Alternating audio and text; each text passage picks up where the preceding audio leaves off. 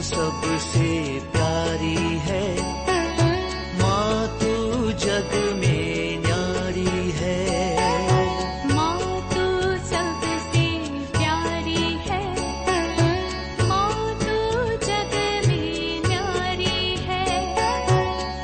अपने आंचल में रखना, अपने आंचल में रखना।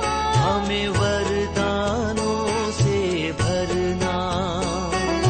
माँ तू सबसे प्यारी है, माँ तू जग में न्यारी है। माँ तू सबसे प्यारी है, माँ तू जग में न्यारी है। पिता, पुत्र और पवित्र आत्मा के नाम पर आमीन। आप सबों को जय यीशु। ईस्टर पर्व के अगला सप्ताह इतवार को हम लोग डिवाइन मर्सी संडे के रूप में मनाते हैं। सन 2000 में हमारे संत पापा जॉन पॉल द्वितीय ने ईस्टर के बाद आने वाले इतवार को डिवाइन मर्सी, ईश्वरीय दया का जो पर्व का दिन के रूप में घोषित किया, और तब से लेकर के हर वर्ष ये डिवाइन मर्सी इतवार को हम लोग मनाते आ रहे हैं। इसके पूर्व में 9 दिनों का नोवेना प्रार्थना चलता है, जिसे हम लोग गुड फ्राइडे के दिन, पुण्य शुक्रवार के दिन शुरू करते हैं। हर रोज 3 बजे के समय पर हम लोग ये नोवेना प्रार्थना और डिवाइन मर्सी का जो चैपलेट सब कुछ करते हैं। इसका मुख्यतः 2 उद्देश्य है। इस भक्ति का विशेषता 2 उद्देश्य है। सबसे पहले हम सब प्रभु के उस दयालुता करुणा पर भरोसा करें, विश्वास करें। प्रभु की उस करुणा और दया हमारे जीवन में हम अनुभव करें। प्रभु के करुणा पर, दया पर हम पूर्ण रूप से अपना भरोसा जताएं।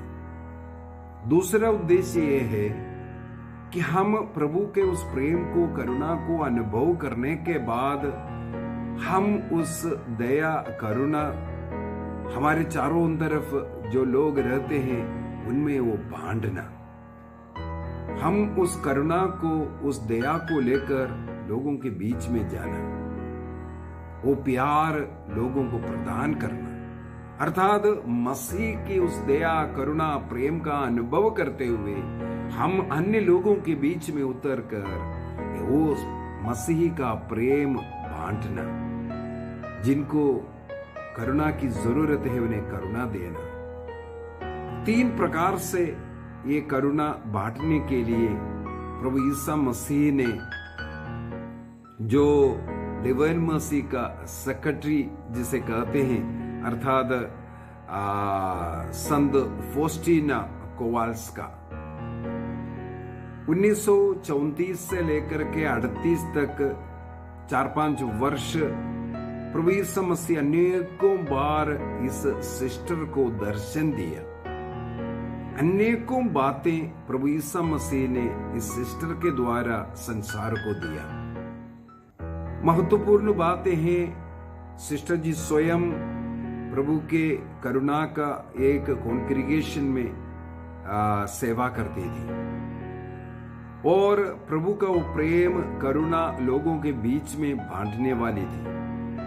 तो प्रभु यीशु मसीह ने इसलिए उन्हें चुना और अपना इस करुणा, दया का सेक्रेटरी के रूप में, वो प्रचार करने वाली के रूप में उन्हें इस्तेमाल किया। तो प्रभु ने उनसे कहा, जो कुछ वो देखती है और सुनती है, उन सभी चीजों को एक डायरी में लिखने, और स्वयं प्रभु यीशु मसीह ने उन्हें दर्शन देकर के वो दर्शन में उन्होंने जो देखा है उस रूप को, उस चित्र को डिवाइन मसीह फोटो बनाने और सबसे पहले उनके ही चैपल में उसका स्थापना करो। और 1935 में सिस्टर ने उस फोटो बनवाए और उनके चैपल में डिवाइन मर्सी का उस इतवार को अर्थात ऑफिशियली कलीसिया में इसकी घोषणा नहीं की, प्रभु ईसा मसीह ने आग्रह किया था। ये प्रभु ईसा मसीह के जी उठने का पर्व के तुरंत बाद आने वाला सेकंड संडे ऑफ ईस्टर में इस पर्व को मनाने के लिए, इसलिए 1935 में उसी सेकंड संडे ऑफ ईस्टर में इस पर्व को उन लोग मनाते हुए साथ ही साथ प्रभु यीशु मसीह ने जो दर्शन दिया उस फोटो बनवा करके स्थापना की थी।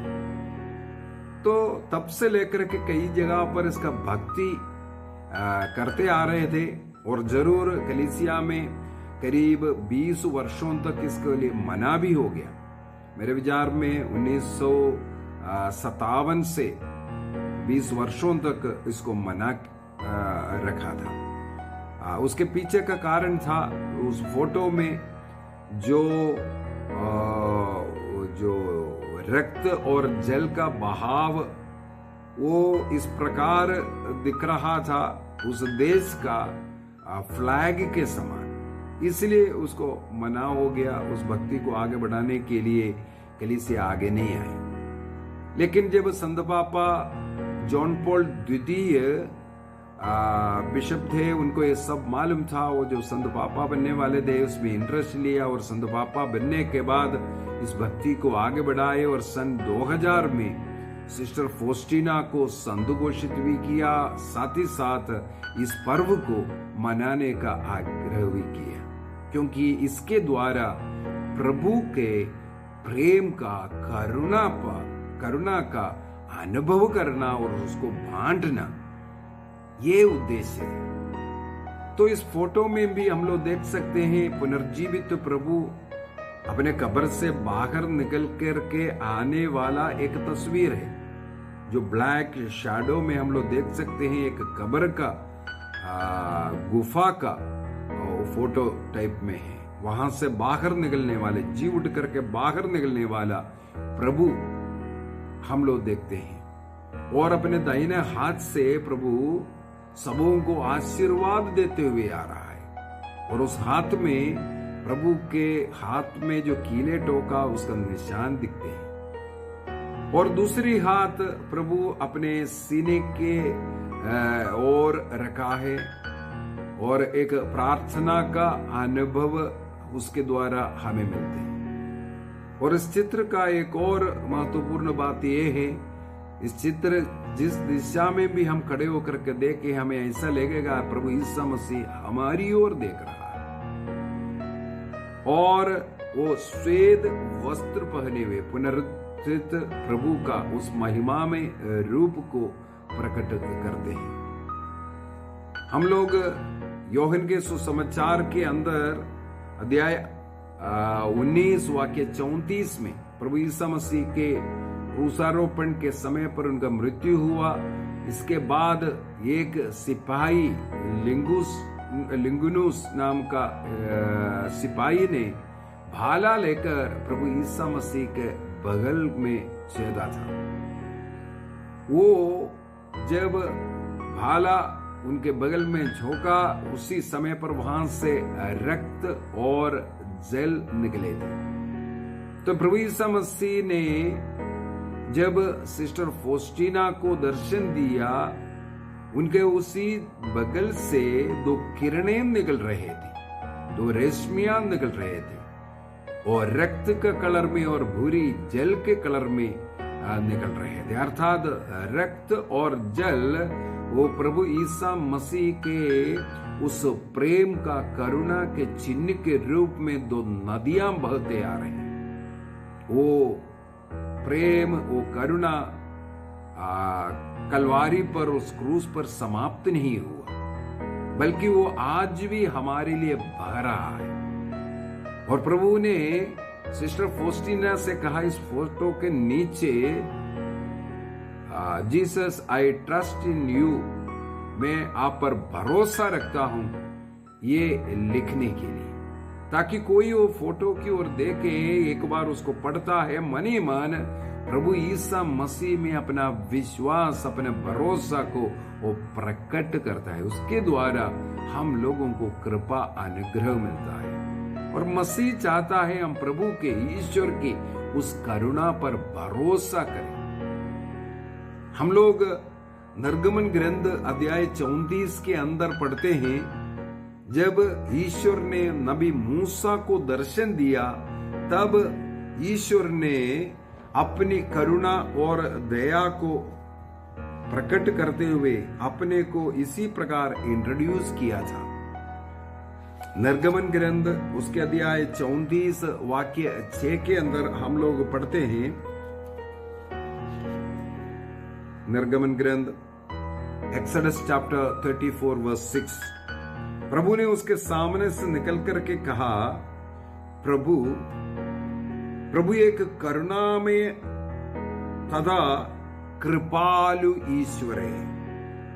वह देर से क्रोध करता और अनुकंपा तथा सत्य प्रतिज्ञा का धनी है। वह अनुकंपा करुणा का धनी मनुष्य है, सत्य प्रतिज्ञ है।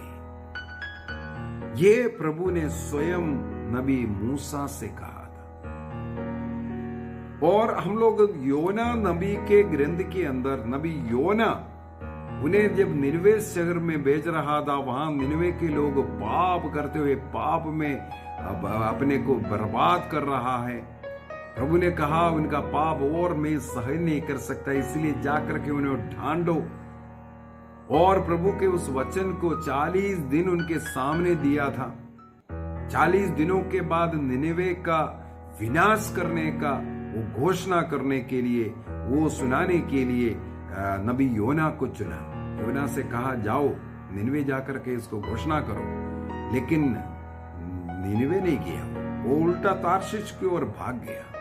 वहां से प्रभु पकड़ करके उन्हें निनवे शहर लेके आते हैं, और निनवे आकर के उन्होंने वो घोषणा किया 40 दिन के बाद प्रभु इस शहर का नाश करने वाला है।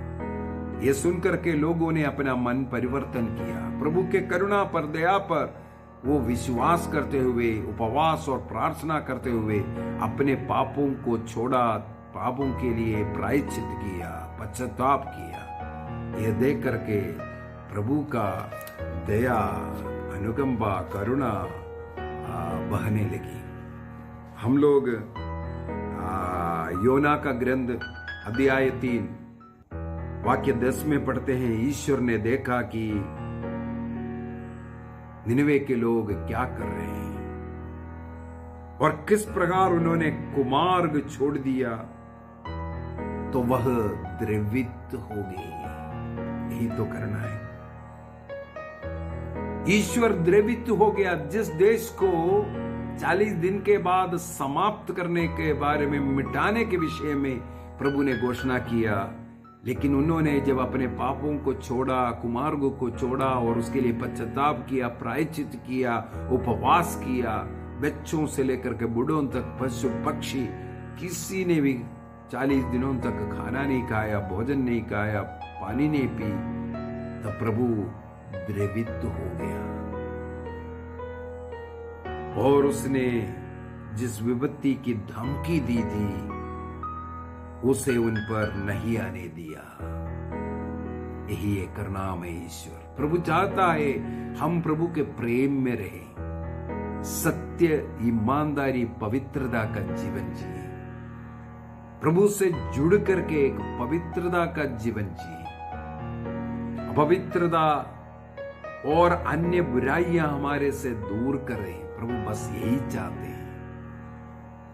योना नबी क्यों नहीं किया था मालूम है? योना नबी इसलिए नहीं किया था क्योंकि योना नबी को मालूम है वे लोग मेरा वचन सुन करके, मेरे बात सुन करके वो अपना मन परिवर्तन करेगा और ईश्वर द्रवित होकर उन्हें प्यार देगा। ईश्वर दया और अनुकंपा से परिपूर्ण है। अध्याय 4 में, योना नबी के अध्याय 4 वाक्य 2 में हम लोग पढ़ते हैं, नबी योना कहते हैं, मैं जानता था कि तू करुणामय तथा दयालु है, धैर्य से क्रोध करने वाला, अनुग्रह का धनी और दंड देने के लिए अनिच्छुक। इसलिए मैं तारसीस भागा था। तो योना भी जानता था प्रभु इतना दयालु करुणामय ईश्वर है, वो पापियों की मृत्यु से खुश नहीं होता, लेकिन पापियों का मन परिवर्तन से खुश होता है। यूकस के सुसमाचार उसके अध्याय 15 के अंदर 3 चीजें नष्ट होते हैं, खोद जाते हैं, एक भेड़, एक सिक्का, एक पुत्र। वाक्य 7 के अंदर लिखा हुआ है, जब एक पापी लौट करके आता है, पाप में जीवन को छोड़ करके ईश्वर में लौट करके आता है, तब स्वर्ग में खुशियां मनाए जाते हैं। अर्थात ईश्वर चाहते हैं पापी लौट करके आए। इस दिव्य दया का, डिवाइन मर्सी का पर्व इसलिए मनाए जाते हैं। इन 40 दिनों से हम लोग 40 काल में अपने पापों के लिए अनशन किया, प्रायश्चित किया, पश्चाताप किया, पाप स्वीकार किया, पाप में जीवन को छोड़ करके प्रभु के चरणों में आया। और अगले इतवार को, ईस्टर मनाने के बाद अगले इतवार को प्रभु की उस दया का, करुणा का पर्व मनाते हुए प्रभु का उस प्रेम में बने रहने के लिए, प्रभु का उस प्रेम को स्वीकार करना और उस प्रेम का अनुभव करना और उस प्रेम को दूसरों में बांटना। जो प्रेम हम अनुभव करते हैं उसको ट्रांसमिट करना जरूरी है। अन्य लोगों में भी उस खुशबू फैलाना है, प्रेम की खुशबू। प्रभु करुणा और दयालु ईश्वर है। तो क्रूस पर प्रभु ईसा मसीह के बगल में भाला झोंकने के कारण वहां से रक्त और जल निकला, और रक्त प्रतीक करता है पाप मुक्ति का। प्रभु ईसा मसीह ने हमारे पापों का प्रायश्चित करते हुए रक्त बहाया। रक्त की कीमत पर हम पापियों को वह खरीद कर हमें पवित्र किया, शुद्ध किया। रक्त के द्वारा शुद्ध किया जाता है। रक्त में ही जीवन है, इसलिए रक्त के उस जीवन की कीमत देकर प्रभु ईसा मसीह ने हम सबों को खरीदा और हमें पवित्र किया, शुद्ध किया।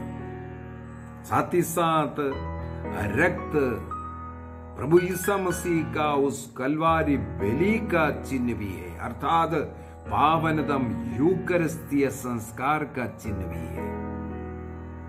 उनके बगल से पानी भी निकला है।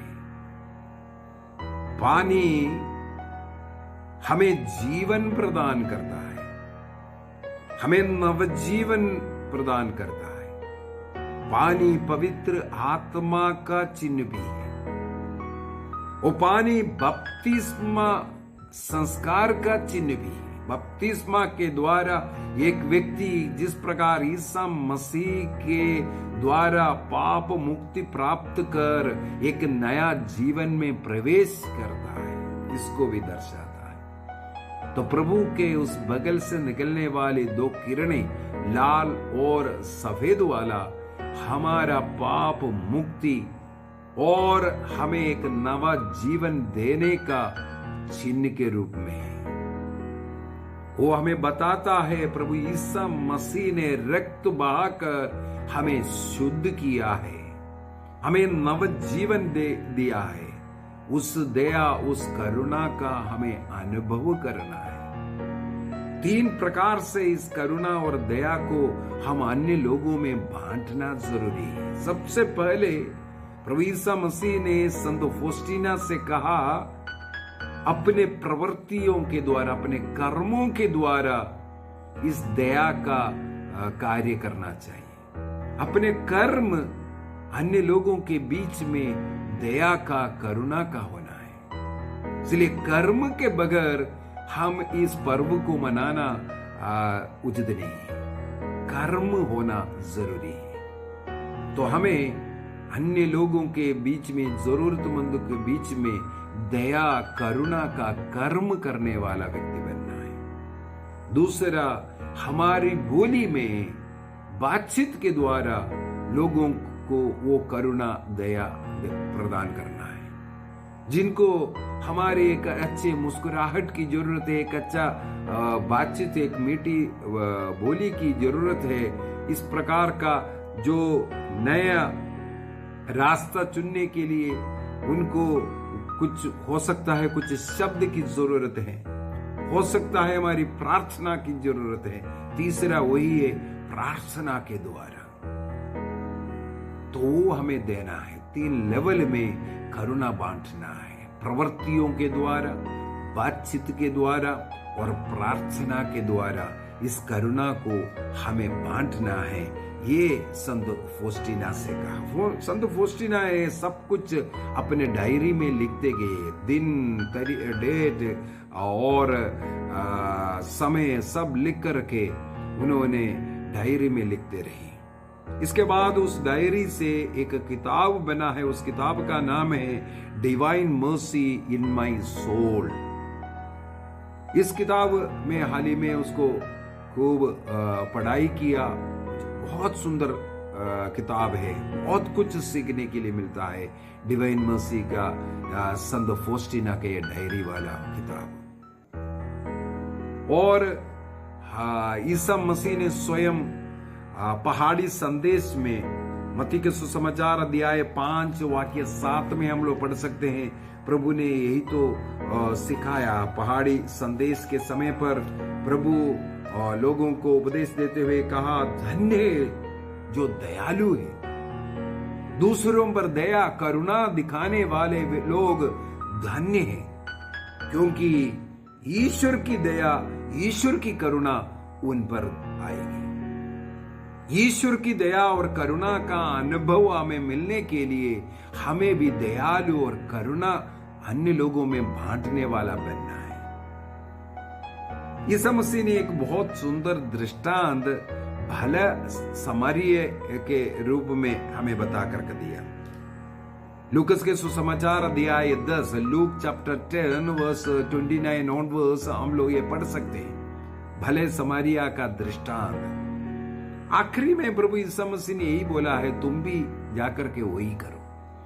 अर्थात करुणा का जो कार्य, दया का जो कार्य उस भले समारी ने किया, वो कार्य हमें भी करना है। तो ये पर्व मनाने का उद्देश्य, कलीसिया इसलिए पर्व मनाने के लिए आग्रह करते हैं, ईश्वर की करुणा दया हम अनुभव करें और वो करुणा का कर्म कार्य हमें करना है। साथ ही साथ एक निर्दय सेवक का दृष्टांत भी प्रभु यीशु मसीह ने सुनाया था। ये मत्ती के सुसमाचार अध्याय 18 वाक्य 23 से, मैथ्यू चैप्टर 18 में एक निर्दय सेवक, उसको तो उसके मालिक से, उसके राजा से करुणा मिल गया, लेकिन वो अपने सह सेवक से वो करुणा नहीं दिखाया। इसलिए प्रभु ने जो करुणा उस पर दिखाया वो वापस लिया गया और उसको बंदी गृह में बंद किया। और मत्ती के सुसमाचार 18:35 के अंदर लिखा हुआ है, उस आखिरी वचन के रूप में लिखा है, जिस प्रकार हम करुणा नहीं किया उसी प्रकार हम पर भी करुणा नहीं दिखाएगा। जब तक तुम सारे हृदय से दूसरों पर करुणा दया प्यार नहीं दिखाओगे, तुम्हारा स्वर्गीय पिता भी ऐसा ही करेगा।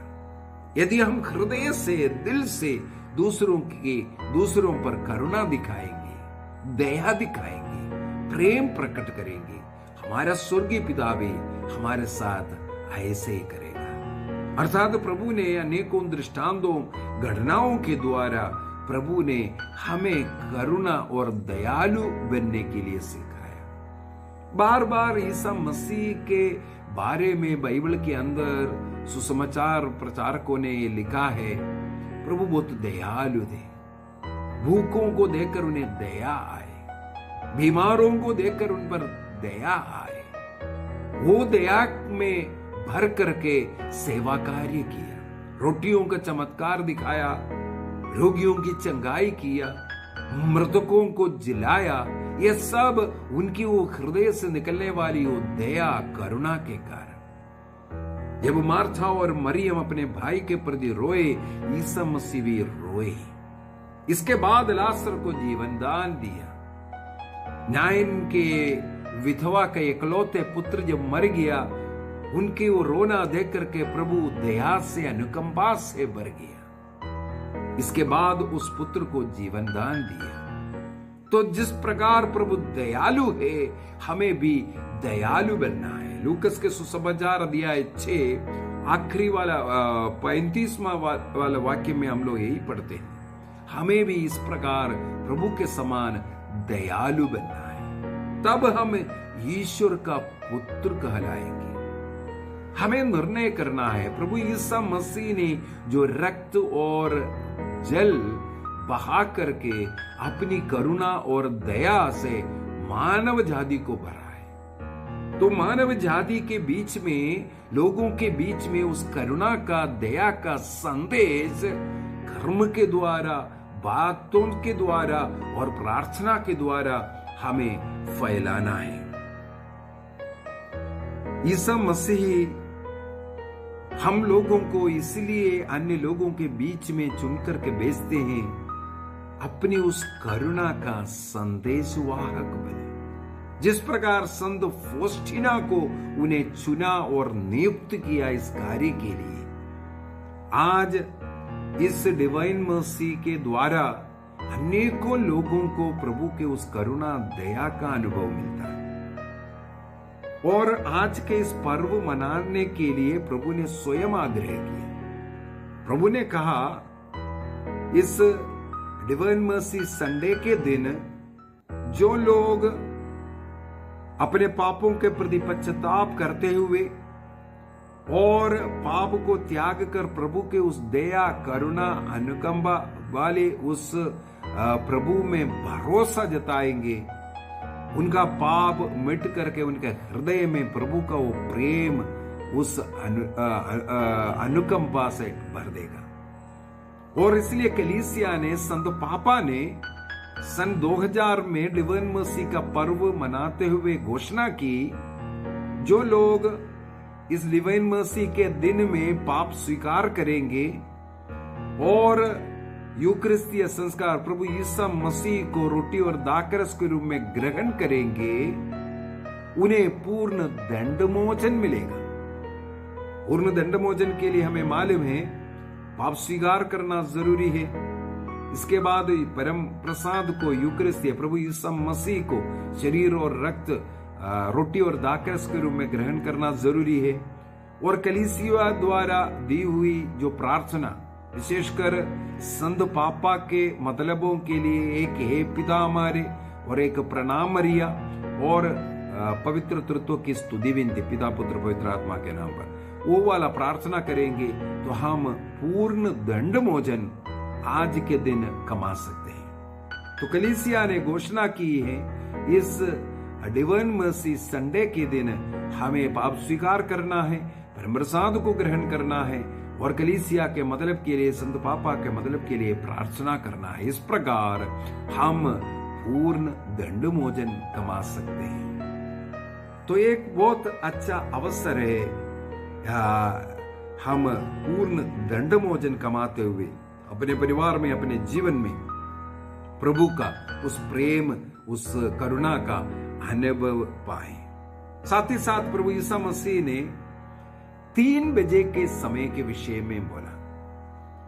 हम लोग प्रेरित चरित्र उसके अध्याय 3 को वाक्य 1 से अगर पढ़ेंगे, वहां पर लिखा हुआ है, योहन और पेत्रोस 3 बजे की प्रार्थना के लिए मंदिर जा रहे थे और वहां पर एक जन्म से जो लंगड़ा व्यक्ति था, जो चल फिर नहीं सकता था, उसका चंगाई हुआ, एक चमत्कार हुआ।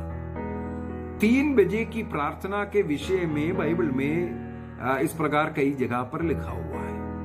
ईसा मसीह ने संत फोस्टिना से कहा, ये 3 बजे का समय सबसे करुणा दया का समय है। उस समय पर जब तुम सुनेंगे क्लॉक में 3 बजे की घंटी बजता हुआ, जहां कहीं भी तुम कुछ भी कर रहा हो, उस समय पर तुम प्रार्थना करो।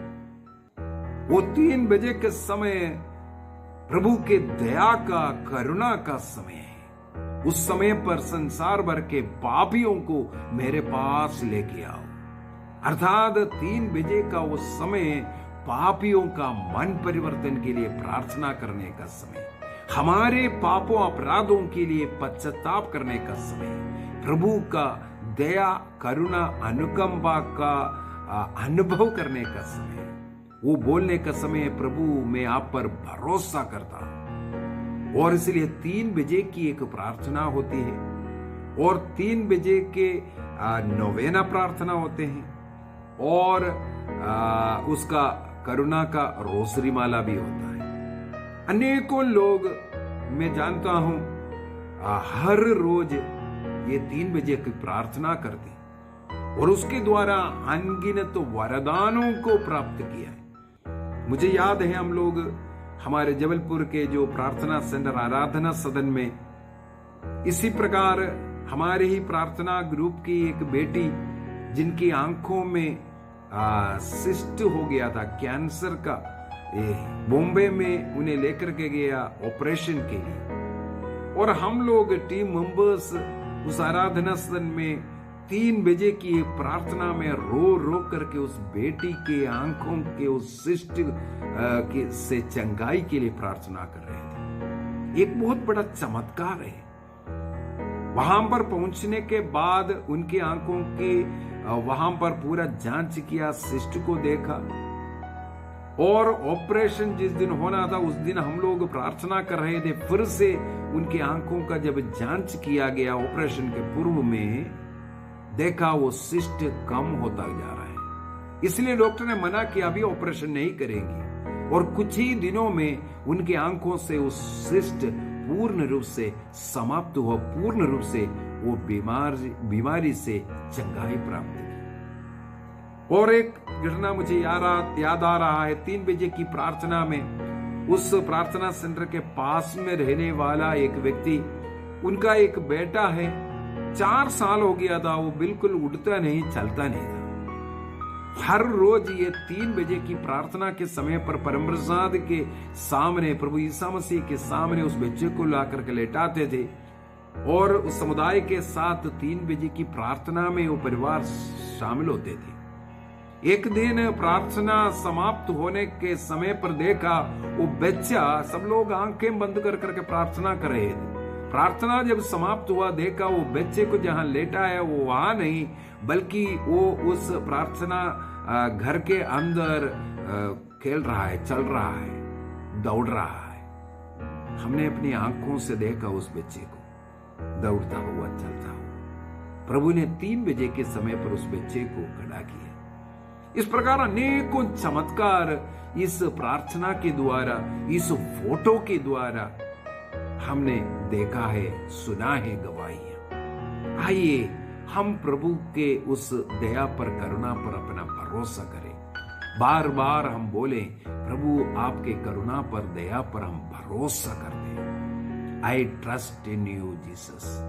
बार बार बोलते हुए अपनी दया, अपनी प्रभु के दया और करुणा पर अपनी भरोसा, अपना विश्वास को जताएं और वो दया, करुणा का अनुभव करते हुए अन्य लोगों में ये करुणा बांटने का हम प्रयत्न करेंगे।